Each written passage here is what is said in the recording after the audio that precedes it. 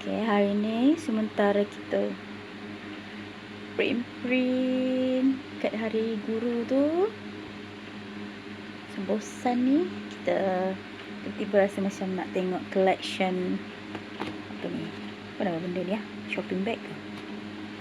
Okay, this one stay green, tak ingat daripada mana, Minso kali, Minso tak silap. So this one our Mr. DIY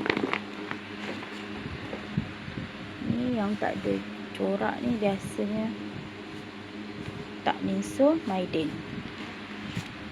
Ni untuk dapat waktu program pusat sumber ya.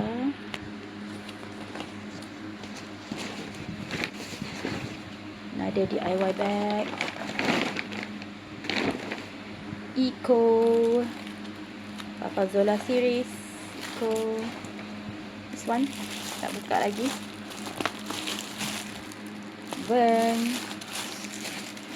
Ni dapat percuma untuk Carnival KPDN, jualan rahmah ya.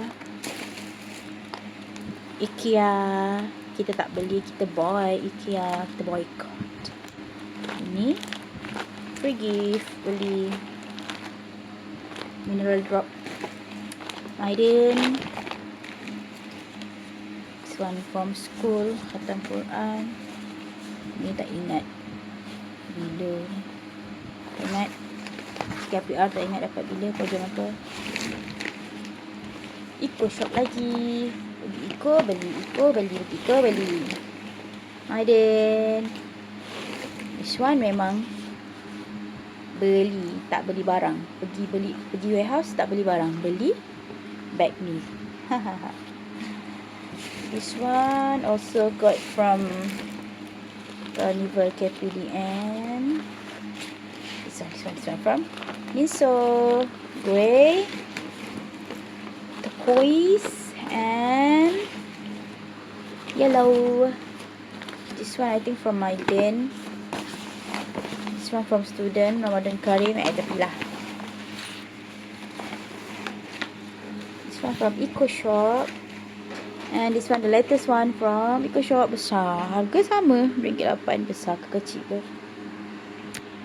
Okay, banyak warehouse sebenarnya kita banyak, tapi dah bagi orang kan, contoh bawa makanan ke mana-mana, biasa pakai untuk lah, dia good size. Dan tak termasuk this one Eco Shop merah-merah ni, banyak.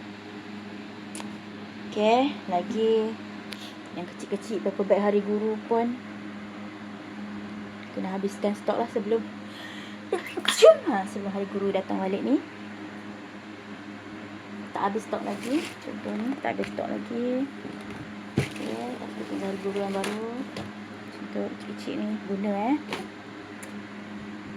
tapi dah lama tak bawa makanan untuk orang, dah lama dah tak guna.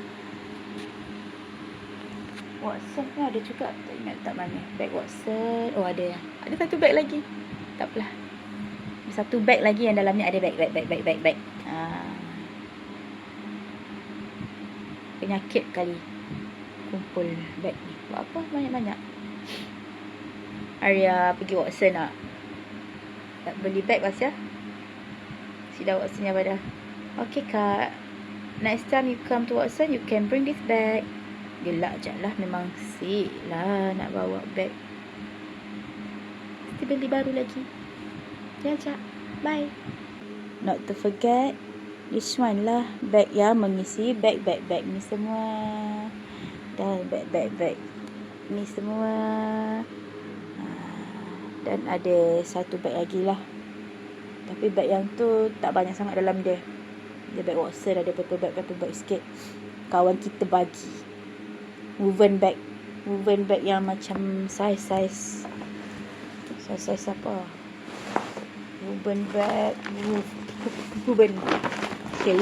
yang size macam tu nak.